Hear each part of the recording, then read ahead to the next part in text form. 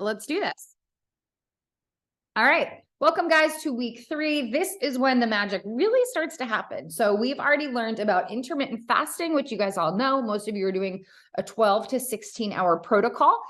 This is something that should honestly, at this point, kind of just become a habit. This is just something that you're doing. If you have a late night, there's a lot of events coming up for us. We have a gala on Friday, and it's cocktails from 7 to 8, and then we have dinner at 8 p.m. I am probably not going to be doing a 16-hour fast. I will try my best to do a 12-hour fast. But if there is one day that I am not intermittent fasting, I am not stressed out. Okay. So listen to your body. Last night I had a snack. We had a town meeting. After I got home, I was hungry. So I had something to eat. I listened to my body. This morning, I was not hungry until noon, but I ate at like 10 o'clock. So it doesn't, you don't have to be strict is all I'm trying to say. You don't have to be strict. This is a busy season of life for a lot of us. Make it work for you. Whole food nutrition. Hopefully that is something that you guys are practicing when you go to the grocery store. Hopefully the food that you're bringing home into your house is all good, nutritious food. If you have treats in the house, there was one question about treat day. And I love that question. I did it as, I think, a standalone post or a comment. If you didn't see that, let me know. And that came about, somebody texted me that question, and I was like, this is a great question that everybody wants to know the answer to. And the question essentially was, if I'm having a treat, but I fit it into my macros during the week, is it really considered a treat? I thought that was a great question. And my answer was, if you're following the program as is, we are tracking everything. I, however, want this to be sustainable, and most of us aren't going to know what the hell is in our treat when we go to the bakery and get a donut on a Saturday. So that's going to be really hard for us to track. So during the week, I try to follow an 80-20 rule. 80% of the food that I eat should be coming from whole food, nutritious sources. 20%, that's what I give myself to eat that is not necessarily coming from a whole food source. Maybe that's chocolate covered almonds. Maybe that's a little peanut butter cup and a glass of wine. That's what that 80% is there for. On treat day, if your treat takes up more than 20%, I don't care. Cool, great. That's kind of how I look at it. On that Saturday, that treat day may be more than 20% of your daily, calories is coming from that treat. That's fine. I don't care. But if you want to do the program as it was intended, you're encouraged to track it. But I want you guys to have a good relationship with food and exercise. So if knowing what's in that treat might trigger you, don't track it. Just be cognizant that likely you shouldn't be hitting your macros, and you should be loading up on lean protein, veggies, things like that. Good quality carbs. I feel like good quality carbs are really tough to do, especially when you're traveling, because everything is just like processed carbs. But yeah, so we've also learned last week about tracking macros. I want to answer this question real quick because I thought it was a great question that I got. And I think it was from Krista. And she said, I don't like tracking macros. And I wanted to respond and be like, me neither. You know what? I am in the same boat. However, tracking macros is like unlocking this magic secret. If you can figure out how to do it, and you can do it, you'll be successful. That being said, it's not for everybody. So here are some alternatives. Number one, you can follow the meal plan. The meal plan will have you roughly hitting your macro targets. We've sent all of you should have your macro targets by now.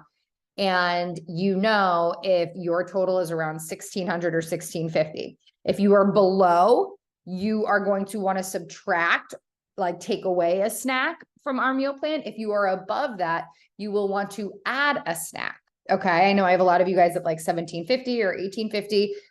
You guys are going to be adding a snack.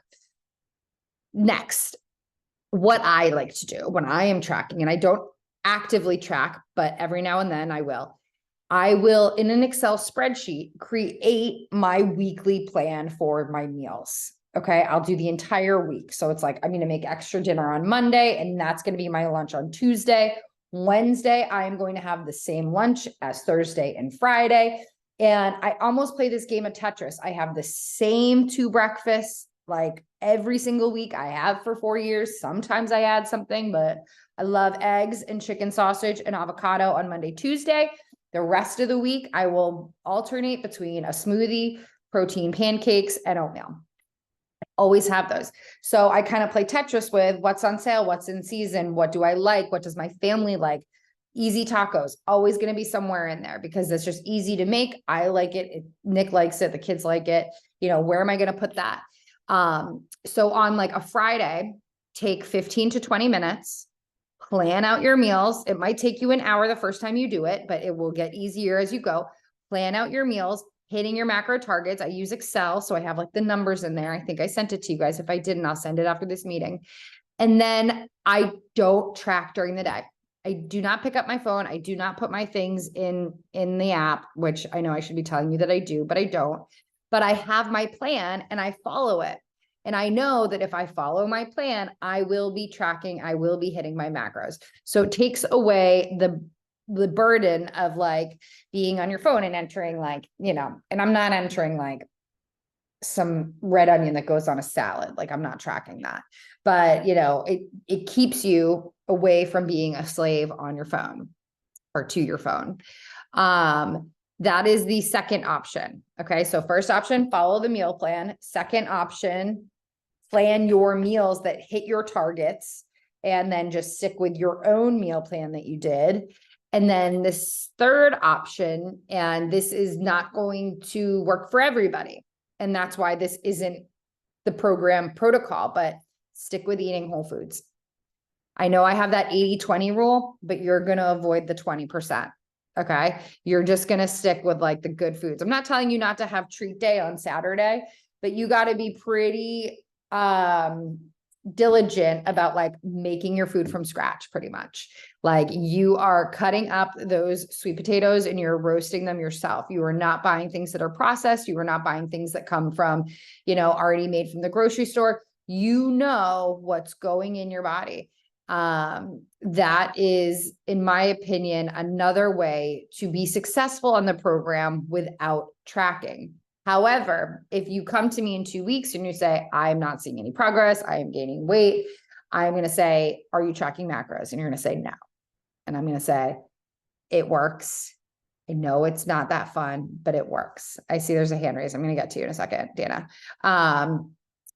And so I want you to really focus on eating real food. You're going to buy a lot of groceries, but that is the other trick, because that way your body can use everything that you're putting in and hopefully you're using everything. Dana, feel free to unmute yourself if you want. All right. Awesome. Thanks. So, I mean, mine is a personal question, but I guess it probably will help lots of people. I wrote on our Facebook chat that I'm going away on a girls' trip Wednesday through Saturday. And I'm just like, all right, I guess I'll be eating. I'm going to try. I don't drink a lot anymore. So I'm trying, I'm not worried about the alcohol, but it's like, what could I throw in my suitcase for snacks? And I'm thinking like, I know we're going to brunch, but I'll be having to probably eat some processed stuff. Yeah. Are you going to Nashville? There's a bunch of you that are going away on girls' trips this weekend. I'm going to Nashville. Yeah. You're going to Nashville. Yeah. Because there's somebody else that's going to like California or Southern California, but there's a bunch of you guys going this weekend, which is funny. Mother's Day. Yeah. Oh, yes. I'm playing tennis. I'm very excited. I'm like, this could be more on brand for me. Okay. So these are my tricks so I like to do protein bars. I love the Aloha bars. I think they are great to throw in your bag more often than not on travel days, or even kids' sports days. That is what I'm breaking my fast with. I love the Aloha bars. I like the lemon cashew. I don't want to eat chocolate for breakfast, and all the protein bars are chocolate. So that's why I like that specific flavor of that specific brand. And it has at least 15 grams of protein. If you wanted to be, if you want to just enjoy yourself. So in the Faster Way, we have this mantra, memories over macros. And this just means enjoy being with your girlfriends and having fun and don't stress about it. You're learning tools long-term. This isn't a Whole30 by going on this trip for a few days with your friends. You're not going to ruin all of your progress. So we want to make sure that you're maintaining the muscle, lean muscle that you're building. So I want you to focus on making sure that you're eating enough protein. Protein, I don't find is that hard to when you travel. Good carbs are what I find are like honestly hard to find when you travel. But protein, I do not find is that tricky because almost every restaurant these days has a protein, a piece of steak, grilled chicken, salmon, something. And then they have all the different like fun stuff around it, you know, depending on where you're going. In Nashville, the normal restaurants shockingly have it's a pretty foodie scene. I haven't been in a while, but when I was there, there was only, granted, I went to Nashville when I was at the peak of like Sarah Fit days and that I was like really dieting down for photo shoots. And we once went to a fried chicken place and there was not one thing in that place that I was going to eat. So I actually had peanut M&Ms. And to be honest, I look back at that moment and I'm like, what a low point in my relationship with food that I couldn't even like enjoy the fried chicken. And I fully acknowledge that now, but in the moment, everybody I was with got fried chicken and it took about an hour and I was starving and I went up to that M&M machine. Sorry, this is a tangent story, but it's a funny one. And I put 25 cents in one of those like, you know, things for peanut M&Ms and one came out and everybody was waiting for like an hour for this like stupid like fried chicken in this random ass strip mall that was supposedly like delicious. And I was like livid. I was about to go get like pickles or something. But anyway, me, Sarah, now, honestly, I don't even think I would enjoy that type of food still. It's just not my thing. But most foods, if you're on a girls trip, I don't think they're going to be making you drive to the outskirts to a random ass fried chicken place. But I think even those places have options. Point is, focus on protein, stick with your intermittent fasting window as much as you can. If you're doing brunch, that's going to be later. If you're drinking, you might want to have a little something before so you don't feel hungover by the time you get to brunch. But focus on protein. That is the key. Get in your steps if you can. If you want to work out. When I was there, I went for a run. I got to tour a lot of like Vanderbilt and different places. The past few times I've traveled with Nick, I haven't exercised because I don't get to sleep very much now that I'm with the kids. We went away for 4 days and we went to the gym once. And we just enjoyed ourselves the rest of the time. We rode bikes, you know, we slept in. And so if you are, you know, do have this goal, whatever you do this weekend is not going to have a serious detriment to your progress. Your goal should just be to like maintain. And so by doing that, focus on your steps, focus on hitting your protein, drink plenty of water. That's another one. I like to have protein bars. I like to have packs of nuts, like Trader Joe's nuts, dried edamame. Trying to think of other proteiny things or other things. But like Starbucks has things, you know, you can find stuff, but most importantly, enjoy with your friends. Just have fun. And drinking wise, tequila and soda, splash of like pineapple juice or grapefruit. That's my go-to at least. Or seltzer. Those are the best bets in my opinion. But memories over macros. Okay. So things that I wanted to talk to you real quick about today. So this week we are focused on the workouts and pairing our workouts strategically with our food cycle. So that means that on Monday and Tuesday, we are eating low carb and we intentionally do HIIT workouts so that we can burn through all of our glycogen stores and we can start burning fat for fuel. On Wednesday, we add back in the carbohydrates and we add in the strength training.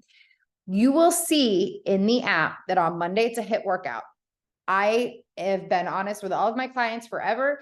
I do the Peloton on Mondays and I actually did the Peloton today as well because I wanted the extra cardio. I have been missing it and I just wanted it. I did 30 minutes yesterday. I did 20 minutes today. That's all I'm going to do. I actually also had tennis practice yesterday, if I'm being totally transparent with you guys. But I forgot I had tennis when I did my 30-minute HIIT workout.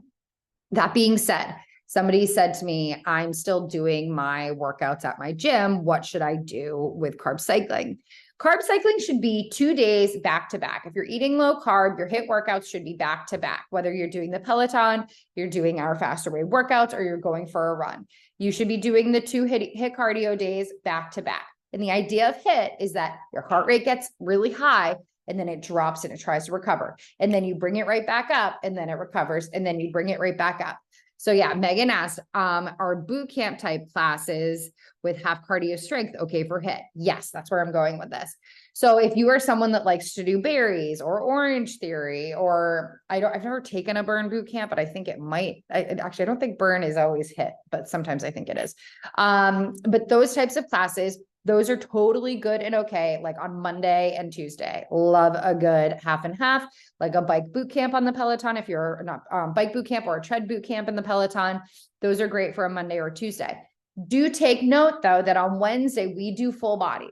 So I like Barry's boot camp, but their Tuesday, I think, is leg day. So it kind of goofs me up. Or maybe I forget what their Tuesday is. It's been a while since I've taught there. But their Monday used to be arms and abs, and that's a great Monday to do because you're running on the treadmill and then you're doing arms and abs. Maybe they've changed it, but I think that's what it was.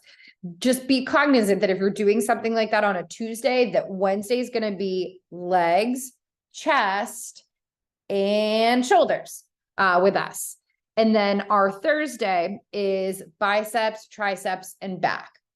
I've had a few people message me about feeling like they want to do more. On Tuesday, you have my full approval. If you want to do like 20 minutes on a bike, walk, run, anything afterwards, go for it. I fully support that.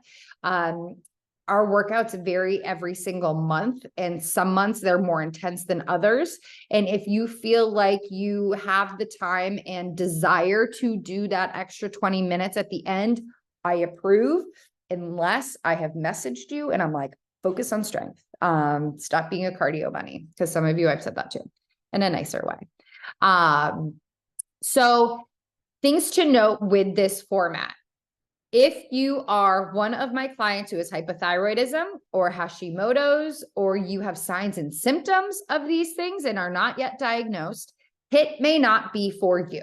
This is technically the midlife mayhem round, and HIIT causes stress on your body. Stress is good for your body. We all need stress. We all need a little bit of, or I shouldn't say we all need, stress is fine. Okay. We are built to manage and react. However, some of you have a lot of stressors and they are causing hormone imbalance. And as a result, your thyroid, your metabolism are not functioning. They're not functioning optimally. Okay. We want to get them up to speed. We want to get them working again so that you can burn fat for fuel. So if you are somebody that is experiencing hormone imbalance, you are going to keep your HIIT workouts 60 minutes max a week. I do not want you exceeding 30 minutes on Monday and or Tuesday. Total for the week, that's 60 minutes. For some of you, you're not even going to do the HIIT workouts. And I sent out that worksheet. If you have not seen that, it's in our Facebook group. But if you are someone that has signs and symptoms of hypothyroidism and you can't lose weight and you're adding exercise to your plate to lose weight, this is the opposite of what you should be doing.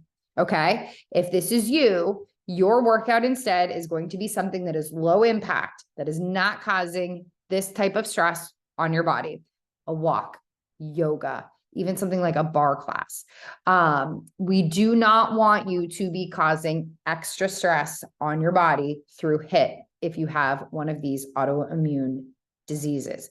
If you have one and if you have one of these issues, sorry, I saw a comment, but you do not have signs and symptoms and you have medication, you're okay to do the workouts. If you have signs and symptoms and you are not treating this, you are one of my clients that we are going to remove the HIIT. Okay. Dana said, I have half of a thyroid. Now I'm thinking this might be me you're describing. So yeah, so Dana, definitely send me a message. I'll try to take a look at your new client assessment. If you shared this, so a lot of times people that don't have great thyroid function, or if they have hypothyroidism, they are frustrated because they can't lose weight. And so they cut their calories and they up their exercise. And this just causes more stress on their body and makes it even harder for them to lose weight. So these are the clients that we add calories and we reduce exercise and they lose weight. And it's really hard for these clients mentally to do that. I think all of us can appreciate that if we were in that position, after years of just like, being forced down our throats to reduce your calories and to exercise more. It's super frustrating for these clients to have to basically admit, like, I have to trust something else. And it's a lot. But Dana, definitely send me a message, because we'll only take out the hit if you have signs and symptoms. If you are on medication and you're doing fine, because I think I have a client in here. I shouldn't say I know I have a client here who does not have a thyroid. And I think we let her keep the HIIT workouts in. Okay. So I think I answered most about the HIIT stuff. The strength, you want to lift heavy. You want to feel good. You don't need to feel like you're so sore every single day, but if you're never sore, it might be time to lift some heavier weights. I've tried to share on my stories how I do the workouts. I will play my speaker. I've got a Google speaker, we've got an Alexa, whatever, play music on that. And then I will put the video on and I will skip forward when I don't want to listen to people talking, although they have sped things up. And so I will see what the move is and I know what most of the moves are. And so I will just kind of fast forward and I'll do it at my own pace, to be honest. But yeah. All right. Let me open it up to questions. I know there's a lot of you that have questions. And if you don't, I'm going to answer one that someone texted me and I wrote down. Feel free to just unmute yourself. I have a question if anyone else doesn't. Oh, go. I can't tell who this is yet. Lindsay. I know we're not supposed to be drinking, but if I want to have a glass of wine at like 8 or 9 o'clock, does my fast not start until I'm done with the glass of wine? So great question. So if you want to do the program intended as it was designed, I'm prefacing that and then I'm going to give my spiel after. Okay. So if you want to do the program intended as designed, technically this would mean that your fast doesn't start until when you finish your drink. This is as the program was intended. As the program is intended, we believe that alcohol inhibits your body's ability to burn fat for fuel. That being said, the coach conference has a lot of drinking. The coaches are drinking, the clients are not in an extent that sounded bad. That made me sound it like it was like awful. All I was trying to say is the majority of the coaches and clients in this program drink. That's what I meant to say, responsibly. But if you have a long journey, what I recommend is trying to abstain as much as you can, just because when your body is metabolizing the alcohol, it is not utilizing fat, which is what we want to be doing, because we're the fastest way to fat loss. That being said, I lost my baby weight without cutting out alcohol. I would keep my drinks. So now this is the share spiel. In regards to alcohol, I would try to keep it to 1 glass a night. Try to do it as early as you can. If you have to have 2 glasses, okay, that's fine. What I would do is I would just do half glasses. And I would have 2 half glasses. So mentally I was like, I'm having 2 glasses of wine, but really it was just 1 glass of wine. But for me, when Elle was really little, I was like so wound up that like, for me, that was just something that I really enjoyed. I've kind of stepped far back from my nightly glass of wine for anxiety reasons recently, but I would track it. Technically your fast does not start, but again, in this group, I've been very free about a 12 to 16 hour window. So if you do have a glass of wine and you don't finish it till 9, maybe it's a 12-hour fast kind of day for you. Or maybe it's, a 14-hour fast versus a 16-hour fast for you. So it's going to vary a little bit. I do encourage my clients to track alcohol. We talk about that. Is it this week? You have to manually enter it in. If you just add alcohol to your meal guide or your tracking, it will look like free calories because sugar alcohols are not a macro. So if we just track macros, protein, fat, and carbs, that's not what most alcohol is. That's why, you know, Bud Light or whatever can get away with being like, we only have 4 carbs. And it's like, well, because the rest is sugar alcohol. So if you were to track it, it would just be like 4 carbs and the rest would be free calories, even though all of us know that alcohol is not just 16 calories, right? 4 calories in a gram of carbohydrates, 16. So what we have to do is we take the total calories. So let's say 120 for a glass of wine or about, and you're going to divide it by 4 calories and a gram of carbohydrates, you get 30. You are manually going to put in that glass of wine is 30 carbohydrates. You're one of my clients, and I know there's a lot of you who struggle to hit your carbs. Fine. Use that glass of wine to hit the carbs. But try not to make a habit about it. But yeah, so that's how I want you tracking your carbohydrates. Or not your carbohydrates, tracking your alcohol. Sorry. I don't know why I said carbohydrates there. But good question. Did I answer it? You can give me a thumbs up. Okay. So yeah, if you want to do the program as designed, but again, I've been pretty free and open being like, do a 12 to 16 hours. So that may impact it. All right. Other questions. I know there's a bunch because I know a lot of you made one-on-one appointments. I'm I going have to a question. yeah. I have 2. Both of them. Well, one of them is in the mornings, I tend to work out, but my fast doesn't end until maybe halfway through my workout. And I am somebody whose blood sugar drops super fast. So I need to eat before my workout. What do you suggest? And what do you, What's like, your window? What's your fasting window? I'm doing 12 to 14. I'm in the Yeah. with menopause really early. So I'm doing that. But so And what what do time is your workout? Sorry. you around 9:30, but we finish eating in my house because my kids' schedule is around 8:30. So I would have it like a half a banana with like a teaspoon of peanut butter before your workout. Okay. And then I go do errands. So what would you eat? Like, what would you bring with you to eat after the workout? Yeah. Typically? So if I were you, I would do a half a banana with it. This is for regular macro day or even any macro day for that matter. I don't really care. I would do like a half a banana with a teaspoon of peanut butter because the peanut butter is going to balance that blood sugar if you're concerned about that. And then as soon as I finish my workout, I would make a smoothie and I would just bring it with me. If that's not an option, I often will just do the Aloha bars. If I'm not ready to eat, I will throw one of the Aloha bars in my bag. They are expensive. You can do another bar. It's just, that's my favorite one. Again, They're really good. Yeah. I don't want chocolate and they're like the only non-chocolate, one. There are Orgain and there's another one. There's a few shakes that you can get. Like if you don't have time to make a smoothie or you don't want to, like Whole Foods, they have a few pre-made shakes that you could get if you know that that's going to happen like a few times a week. And some of them are really low carb. That would be like a good idea for like Monday or Tuesday. But I think that answered your question. That's typically Yeah. what I do.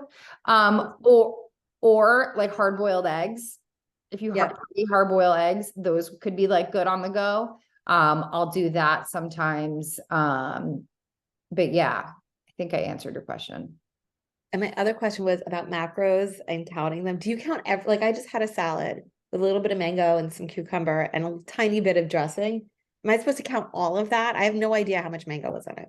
Yeah, no. So that's where I like lose steam on the macros. You know what? I would just eyeball it because if you like put it in just to put it like put in like a quarter cup of a mango. Like, to be honest, if I were you, I probably wouldn't track the cucumber because it's going to be negligible. However, if you come to me later and you're like, this isn't working, what's going on? I'm going to be like, send me a screenshot of your food. And if I don't see any fruits and vegetables, I'm going to be like, you don't have any fruits and vegetables. So you'll have to be like, you told me not to track the cucumber. I'll be like, oh yeah, all right, okay.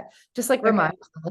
But I completely understand. So that's why a lot of times when we first started talking about tracking macros is I'm like, track the protein and the fats, because you could track probably, I don't know if you said you put chicken or whatever on it, but like that you could pretty much figure out. It's like, you know, we have a lot, in our group, it's like, you know, the palm size of your palm is like 4 ounces, you know, the whole size of your hand, that's like 6 or something like that. My hand actually doesn't line up to be that, but you know what I mean? So I would really focus on tracking the fats and protein. the little vegetables here and there. It's going to be like 10 calories, 20 calories. Okay. It does add up, but the goal is to hit your target plus or minus 5 to 10. Yeah. And so if you're under by, 15 or 20, you could be like, by the way, I had a salad. I didn't track this stuff. You can always like enter it in. Thank you. Anybody else?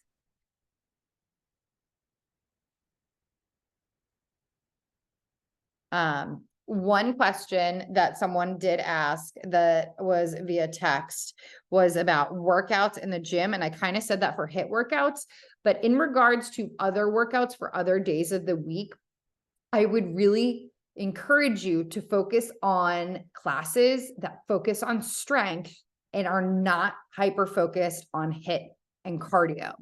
If you want to do a cardio centric class on a regular macro day, I want your heart rate to be below the orange zone or whatever that is on your Apple Watch. You should be in like that fat burning zone, that I don't really believe is a fat burning zone, but for the sake of the elliptical that we all remember from being younger, I think, it's like that, 130 and below. Like, I do not want your heart rate getting up high. I want you guys to be even keel. It's okay if you're doing legs that your heart rate is going to get high. Yes. But I just don't want you doing crazy cardio where it's high the whole time. So I really want you to focus on some strength training. And I do think our workouts are great, but if you love yours, that's fine. The best workout is a workout you're going to do. It doesn't necessarily mean if it's ours. Anna, I'm assuming it's Anna. If it's Anna, tell me, but I think it's Anna. Can you give us some favorite things that are convenient from Trader Joe's or other places? Yeah, I'm going to get kicked off in 4 minutes, but I'm going to try to do this quick. So I did a busy mom's guide to lunch with Trader Joe's items, and it never made it to my Instagram, but I did like a few posts about it and I tried to include it. So at Trader Joe's, there's so many things. I love their nuts for Mondays and Tuesdays. Their cashews are one of my favorite things. I love their freeze dried fruit. I love the dried mango as carb sources. I know today's a low carb day, but I just actually had a few pieces because I wanted something sweet after my salad. I also love the cauliflower gnocchi. Last night I had the spicy cauliflower, like Mexican style rice. It was spicy as shit. And I had that with like taco meat. Like, I browned up some ground beef with Siete taco packet. And I did that with the cauliflower rice that they did. I also love the lentil snacks with like the sour cream and onion. I also am a big fan of getting their mirepoix mix. It's like celery, onion, and carrot. And I will make that with tuna, and I will make a tuna salad. And honestly, I will put those little sour cream and onion lentil things in there with some lettuce, and like, it's not pretty, but I enjoy it. But you could do, I know there are some coaches that will make the tuna salad, like I just mentioned, and they'll have that with like Mary's Gone crackers. Dipping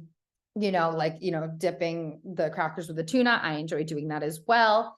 I'm trying to think of the other things. I will go and I will buy the salmon, and I will air fry the salmon, the individual portion salmon. I will get cucumber. I will chop up the cucumber. I will get avocado and the shredded carrots with the microwavable rice, and I will add some gluten-free soy sauce, and I will have like a poke bowl, not literally a poke bowl. What is that?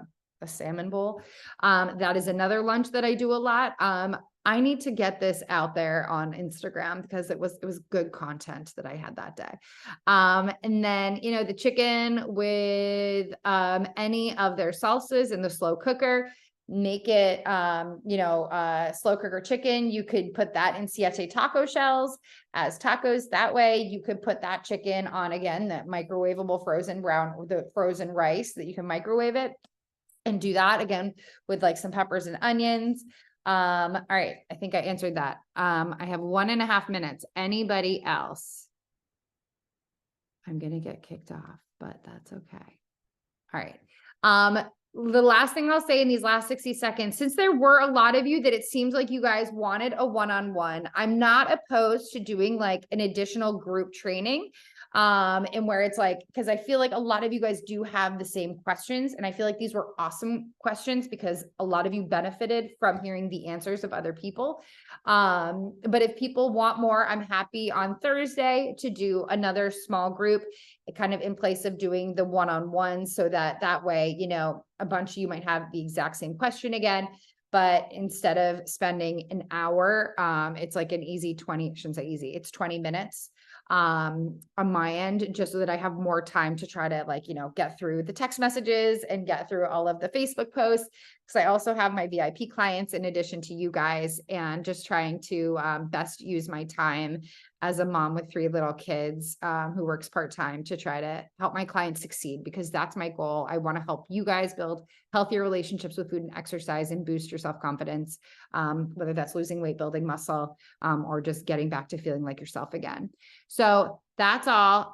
If you are interested in that, let me know in lieu of the one-on-ones. But VIPs, I do one-on-ones all the time, but these 6 weeks, I like to try to like make it groupy. Oh, I'm getting kicked off.